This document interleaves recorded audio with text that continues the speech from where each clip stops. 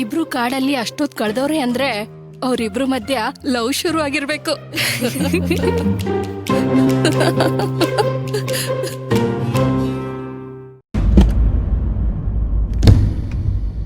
ಕಾಕಾ ಕಾಕಾ ಕಾಕಾ ಕಾಕಾ ಏನಾತವ?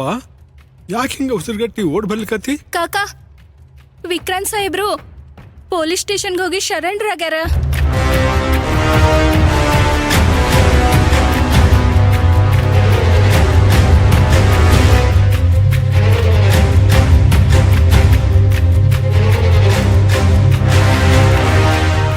ನೋಡು ಮಾಧವಿ, ವಿಕ್ರಾಂತ್ ಸಾಹೇಬ್ರು ನನಗೇನು ಬಂಧು ಅಲ್ಲ, ಸಂಬಂಧಿ ಅಲ್ಲ, ಗೆಳೆಯ ಅಲ್ಲ, ಗೆಳೆಯನ್ ಮಗನೂ ಅಲ್ಲ. ಅವರು ಒಳ್ಳೆ ಮನುಷ್ಯ ಅಂತ ಅಷ್ಟೇ ಗೊತ್ತದ ನನಗೆ. ಆದ್ರೂ ಹಿಂಗಾಗ್ಲಿಕ್ಕದ ನೋಡು, ಜೀವಕ್ಕೆ ಸಂಕಟ. ಒಳ್ಳೆಯವ್ರಿಗೆ ಯಾಕೆ ಕಾಕಾ ಯಾವಾಗ್ಲೂ ಹಿಂಗಾಗ್ತದ? ಆ ಭೀಮಾಂಬಿಕಾ ಅಂತ ದುಷ್ಟರಿಗೆ ಒಂದ್ ಕಾಯಿಲೆನೂ ಬರಲ್ಲ, ಒಂದ್ ಕಷ್ಟನೂ ಬರಂಗಿಲ್ಲ. ಇದೆಂತ ಕಾಲ ಕಾಕಾ? ಕಾಲದೊಳಗ ದೋಷ ಇರಂಗಿಲ್ಲ ಮಾಧವಿ, ದೋಷ ಕ್ರಿಯಾದೊಳಗಿರ್ತದ. ವಿಕ್ರಾಂತ್ ಸಾಹೇಬ್ರು ನಿರಪರಾಧಿ ಅಂತ ತೋರಿಸ್ಲಿಕ್ಕೆ ಒಂದ್ ಸಾಕ್ಷಿನೂ ನಾವು ಪೊಲೀಸ್ ಕೋರ್ಟ್ಗೆ ಹಾಜರಿ ಮಾಡ್ಲಿಕ್ಕೆ ಆಗ್ಲಿಲ್ಲ. ಇನ್ನೇನಾಗ್ತದೆ ಹೇಳು? ಅಸಹಾಯಕ ಆಗದೆ ಇನ್ನೇನಾಗ್ಲಿ? ಕಾಕಾ, ನನ್ಗೀಗ ಬ್ಯಾಸರ ಆಗ್ಲಿಕ್ಕತ್ತದ. ಈಗ ಪಲ್ಲವಿ ಮೇಡಮ್ ಅವ್ರ ಏನಾದ್ರೂ ಸಹಾಯ ಮಾಡ್ಬೇಕು. ನನಗೂ ಅದ ಅನಿಸ್ತದ ಮಾಧವಿ. ಆದ್ರ ನಾವು ಹೋಗ್ಲಿಕ್ ಬರಂಗಿಲ್ಲ. ನಾವು ಹೋದ್ರೆ ನಮ್ ಜೀವ ಉಳಿಯಂಗಿಲ್ಲ.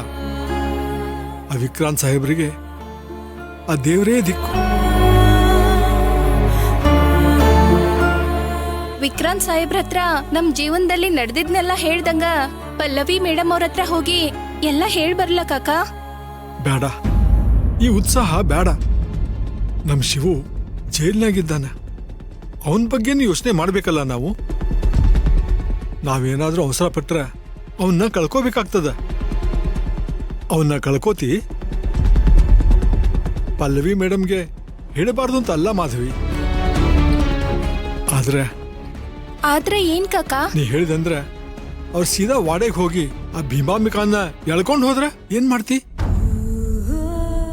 ವಿಕ್ರಾಂತ್ ಸಾಹೇಬ್ರು ಯಾಕೆ ಸುಮ್ನೆ ಆಗ್ಯಾರ ಅಂತಂದ್ರೆ ಅವ್ರ ಪರಿಸ್ಥಿತಿ ಹಂಗಾಗ್ಯದ, ಅದಕ್ಕ ಸುಮ್ನೆ ಆಗ್ಯಾರ. ಆದ್ರೆ ಪಲ್ಲವಿ ಮೇಡಮ್ ಹಂಗಲ್ಲ, ಡ್ಯೂಟಿ ಮೇಲೆ ಇದ್ದಾರೆ. ವಿಕ್ರಾಂತ್ ಸಾಹೇಬ್ರನ್ನ ಆದಷ್ಟು ಬೇಗ ಕೋರ್ಟ್ ಪ್ರೊಡ್ಯೂಸ್ ಮಾಡ್ತಾರಲ್ವಾ ಕಾಕಾ?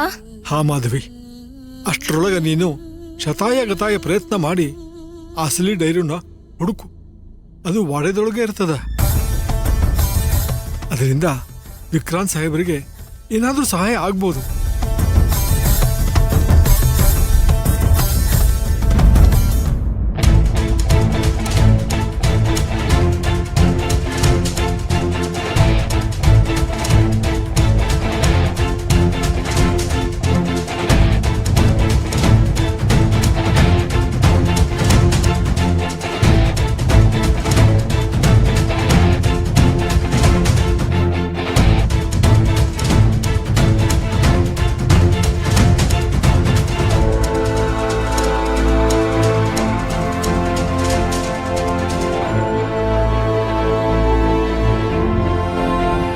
ವಿಕ್ರಾಂತನ ನಂಬಿ ಸಹಾಯ ಮಾಡಿ, ನ್ಯಾಯಕ್ಕಾಗಿ ನೀವ್ ನಿಲ್ದೇ ಇದ್ರೆ ಮತ್ಯಾರವರನ್ನು ಬೆಂಬಲಿಸ್ತಾರೆ?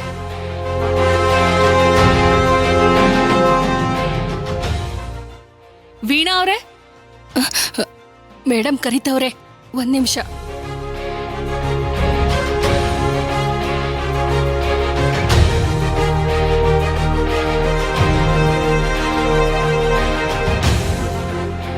ಮೇಡಮ್, ಈ ಎನ್ವೆಲಪ್ ಇಲ್ಲಿ ಯಾರಿಟ್ಟಿದ್ದು? ಮೇಡಮ್, ಬೆಳಿಗ್ಗೆ ಒಂದ್ ಲೇಡಿ ಬಂದಿದ್ರು. ಈ ಎನ್ವೆಲಪ್ ಕವರ್ನ ಕೊಟ್ಟು ಹೋದ್ರು. DC ಮೇಡಮ್ ಅವ್ರು ಮಾತ್ರ ಓದ್ಬೇಕು ಅಂತ ಹೇಳಿದ್ರು. ಯಾರ ಹೆಂಗ್ಸು? ಯಾರು ಅಂತೇನಾದ್ರೂ ಹೇಳಿದ್ರಾ? ಇಲ್ಲ ಮೇಡಮ್, ಸರಿಗ್ ಹೊತ್ಕೊಂಡಿದ್ರು, ಗುರ್ತ್ ಸಿಗ್ಲಿಲ್ಲ.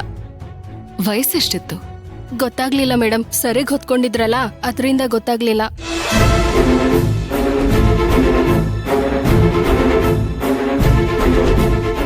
ಸರಿ, ಇನ್ಮೇಲೆ ಆಫೀಸಿಗೆ ಯಾರು ಬಂದ್ರು ಏನೇ ಕೊಟ್ರು ಅವ್ರ ಹೆಸರು ವಿಳಾಸ ಬರ್ದಿಟ್ಕೊಳ್ಳಿ. ಅರ್ಥ ಆಯ್ತಾ? ಸರಿ ಮೇಡಮ್.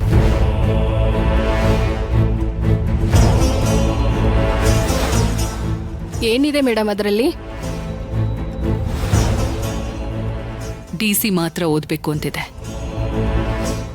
Sorry madam.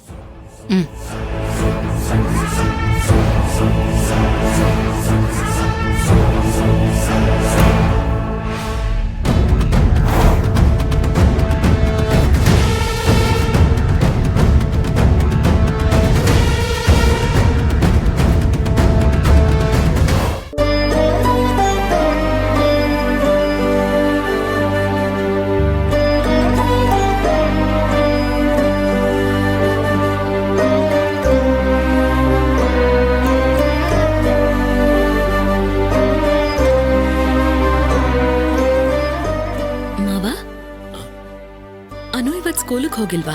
ಇಲ್ಲಮ್ಮ, ನಾನೇ ಬೇಡ ಅಂದೆ. ಯಾಕೆ, ಏನಾಯ್ತು? ಹುಷಾರಿಲ್ವಾ?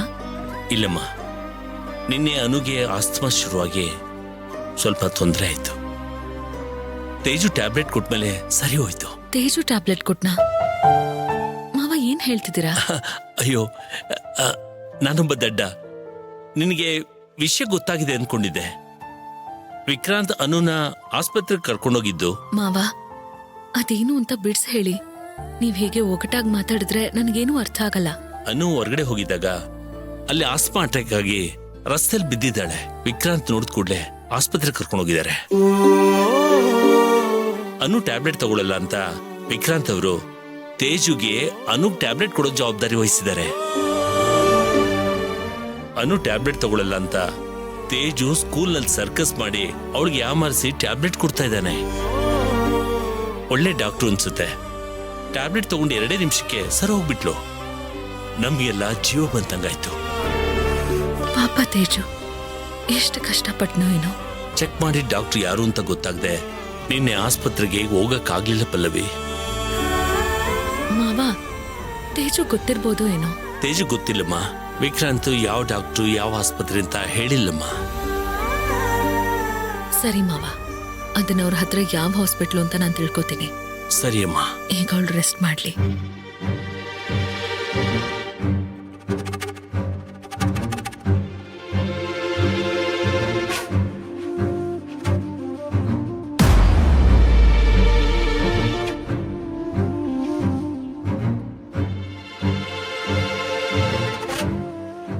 ನಮಸ್ತೆ ಮೇಡಮ್. ಇನ್ಸ್ಪೆಕ್ಟರ್ ಅಲ್ಲಿ? ಸರ್, ಮೇಡಮ್ ಕರೀತಾ ಇದ್ದಾರೆ. ಪ್ಲೀಸ್ ಕುಂದ್ರಿ ಮೇಡಮರ. ಪರವಾಗಿಲ್ಲ ಸರ್. ಏನ್ರಿ ಮೇಡಮರ ಬಂದಿದ್ದು? ನಾನು ವಿಕ್ರಾಂತ್ ಅವ್ರ ಹತ್ರ ಸ್ವಲ್ಪ ಮಾತಾಡ್ಬೇಕಾಗಿತ್ತು. ಮೇಡಮ್ ಅದು ಹ್ಮ್ ಓಕೆ ರೀ ಮೇಡಮ್.